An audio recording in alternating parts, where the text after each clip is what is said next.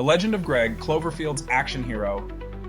In the cornfields of Indiana, where the world seems to move at the pace of a tractor, lies the quiet town of Cloverfield. But within this sleepy hamlet lived a man whose life was anything but tranquil. Meet Greg, the badass retired sailor, who, in his free time, transformed into a living legend, an action hero of epic proportions. Greg wasn't your average retiree. With his salt and pepper beard and eyes that had seen too much of the world's dark corners, he had the look of someone who'd lived several lifetimes in one. His retirement from the Navy was supposed to mean peace and quiet, but Greg had other plans. He was the party-time pirate, the mercenary with morals, the soldier of fortune who fought for the right side, and when the local sheriff was in a bind, he was the cop you wanted on your side. To the folks of Cloverfield, he was simply known as the second coming of Rambo. His days began with the rooster's crow, but instead of tending to the farm like many of his neighbors, Greg was often found in his barn, which served less as a place for livestock and more as an arsenal. Here he maintained an impressive collection of weapons, each with its own story, each a testament to his adventures. One crisp autumn afternoon, Cloverfield was under threat. A gang of modern-day outlaws, mistaking the town for a soft target, decided to make it their base for operations.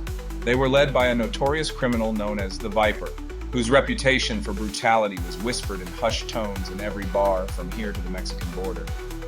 When the sheriff, outgunned and outnumbered, called for help, Greg didn't hesitate.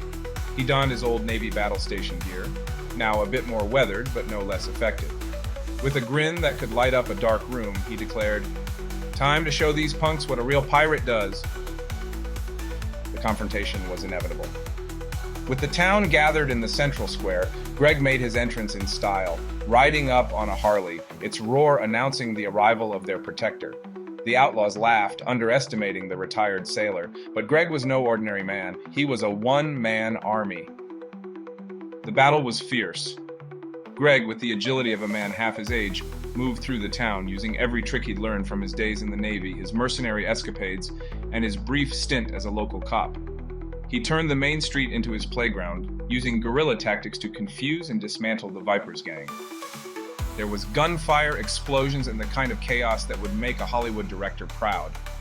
Greg moved like a ghost, disarming, disabling, and detaining the criminals with a mix of brute force and clever tactics. He even turned the town's water tower into a makeshift cannon, showering the outlaws with water, turning their escape into a slippery, comedic debacle. In the end, the Viper was cornered, not by fear of Greg's weapons, but by awe of his audacity. With a final quip, "You picked the wrong town, matey," Greg handed him over to the sheriff, who could only shake his head in disbelief at the spectacle. As the sun set over Cloverfield, the townspeople threw a massive barbecue in Greg's honor. Music played, and under the stars, stories of the day's events turned into legends.